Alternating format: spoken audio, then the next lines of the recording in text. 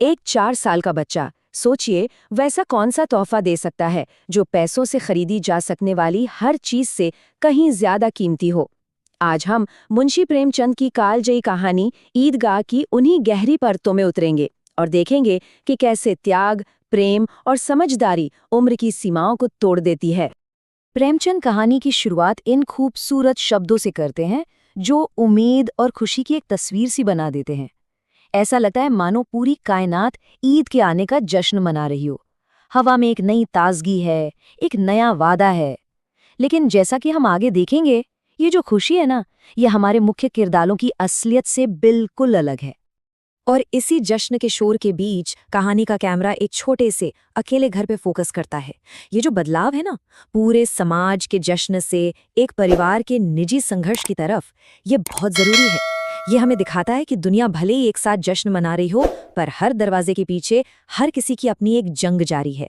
और इसी खामोशी में कहानी का असली ड्रामा खुलने वाला है। और यही हम मिलते हैं हमारे नन्हे हीरो हामिद से। जरा इस बात पर गौर कीजिए, वो अनाथ है, गरीब है, फिर भी कहानी उसे सबसे ज्यादा प्रसन्न बताती है। ये सिर्फ एक दुख भरी दास्तान नहीं है, ये असल में मुश्किलों के बीच उम्मीद की एक पड़ताल है। हामिद की खुशी उसकी चीजों से नहीं, बल्कि उसकी मासूमियत और अपनी दादी के प्यार से आती है, और यही चीज आगे चलकर उसके फैसले की बुनियाद रखेगी। ये जो फर्क है, यही कहानी का दिल है। ये सिर्फ पैसों का नहीं, बल्कि इच्छा और हकीकत के बीच की एक गहरी खाई का फर्क है। एक तरफ हामिद के दोस्त हैं जो दुनिया को बस खिलौनों और मिठाइयों की फौरी खुशी की नज़र से देखते हैं, और दूसरी तरफ है हामिद अपने मामूली से 3 पैसों के साथ जो उसे कुछ अलग, कुछ गहरा सोचने पर मजबूर कर देते हैं। उसकी उम्मीद उन चीज़ों में नहीं है जो वो खरीद सकता है, बल्कि अपने माँ बाप के लौटने की आस में है। एक ऐसी उम्मीद जो उसकी गरीबी के बावजूद उसकी रूह को जिंदा रखे हुए है। ईदगाह तक का ये सफर सिर्फ पैदल चलना नहीं है। हामिद के लिए ये जिंदगी का एक पड़ाव है, बड़े होने की तरफ पहला कदम। अपने दोस्तों से अलग, जो अपने पिता के साये में महफूज हैं, वो अकेला चल रहा है। ये यात्रा उसके बचपन की महफूज दुनिया से निकलकर एक ऐसी हकीकत में कदम रखने जैसी है जहां उसे खुद के लिए बड़ों जैसे फैसले लेने पड़ेंगे। बच्चों की ये दुनिया कितनी मासूम है ना? जिन्नात, बड़ी बड़ी मूंछों वाले आदमी जो अब भी स्कूल जाते हैं, ये वो दुनिया है जिस पर तर्क का नहीं, कल्पना का राज है। प्रेमचंद हमें ये नजरिया इसलिए दिखाते हैं ताकि जब हामिद अपना वो समझदारी भरा फैसला ले तो उसका असर और भी ज्यादा गहरा हो। वो इस ख्यालों की दुनिया से बाहर निकलने ही वाला है। और फिर वो पहुंच जाते हैं। मेला आंखों, कानों और मन के लिए एक तूफान जैसा है। ये सिर्फ एक बाजार नहीं है, ये एक बच्चे के लिए लालच और इम्तिहान का मैदान है। हर आवाज, हर महक, हर नजारा सीधे सीधे उसके सब्र को चुनौती दे रहा है।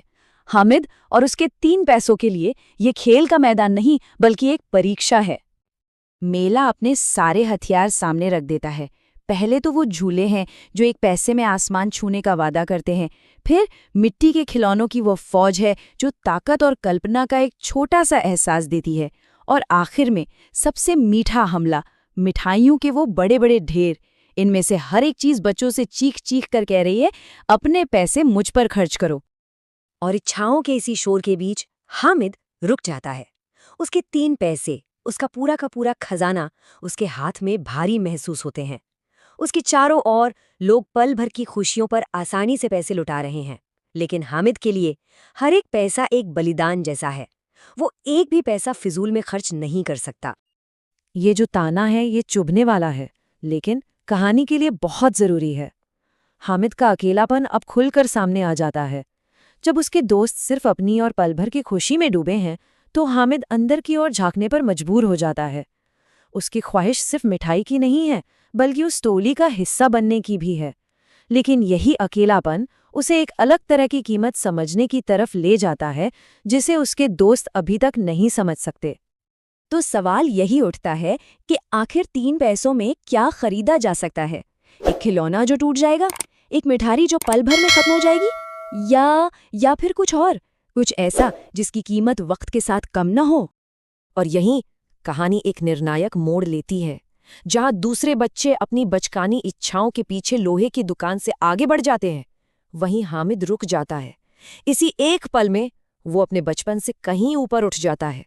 उसका ध्यान खुद से हटकर किसी और पर, पल भर की खुशी से हटकर हमेशा काम आने वाली चीज पर चला जाता है। उसकी दादी के बारे में आया बस एक ख्याल सब कुछ बदल देता है। जरा इस ख्याल की गहराई को देखिए। एक 4 साल का बच्चा सिर्फ एक तोहफे के बारे में नहीं सोच रहा, वो अपनी दादी के दर्द को महसूस कर रहा है और उसका हल खोज रहा है।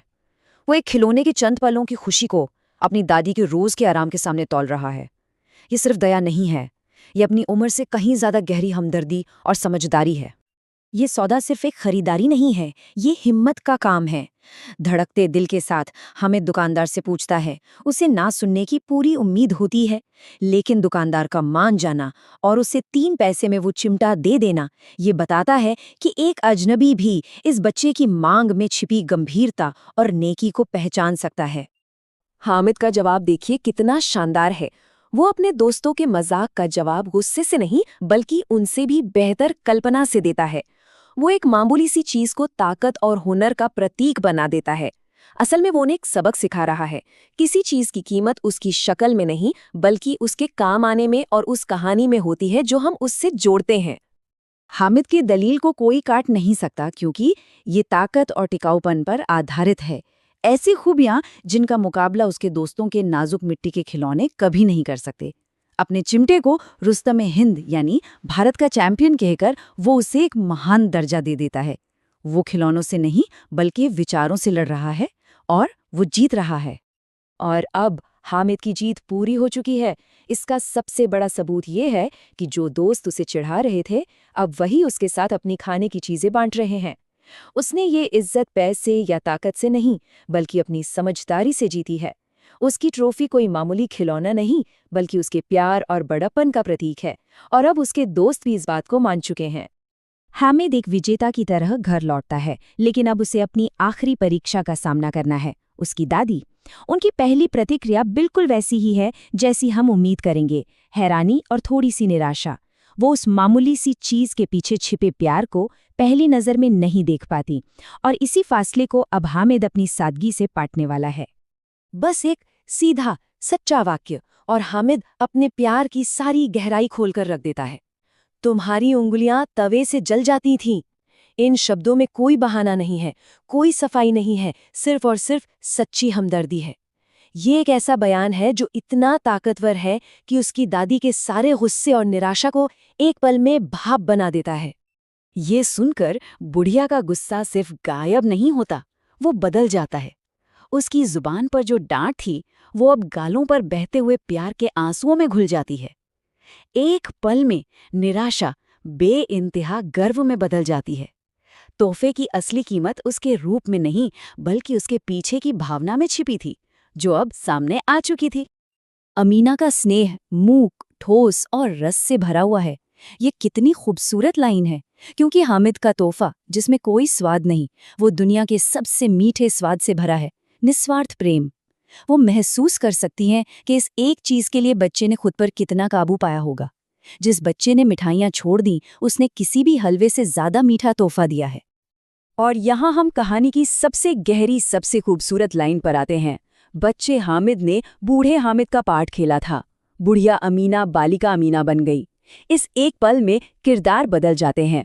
हामिद अपने त्याग और समझदारी से देखभाल करने वाला यानी बड़ा बन जाता है और अमीना इस पाक तोहफे को पाकर प्यार से भर जाती हैं और एक बच्ची की तरह उसे पाने वाली बन जाती है। ये एक ऐसा खूबसूरत उल्टाव है जो दिखाता है कि सच्चा प्यार उम्र और उम्मीदों से कितना परे जा सकता है। और इसी तरह ईदगाह हमें एक बुनियादी सवाल के साथ छोड़ जाती है कि सबसे बड़ा तोहफा आखिर है क्या? कहानी बताती है कि उसे पैसे, चमक या पल भर की खुशी से नहीं मापा जाता। सबसे बड़ा तोहफा हमदर्दी का एक काम है। किसी और के दर्द को देखना, उसे महसूस करना और उसे कम करने के लिए अपनी खुशी का त्याग कर देना।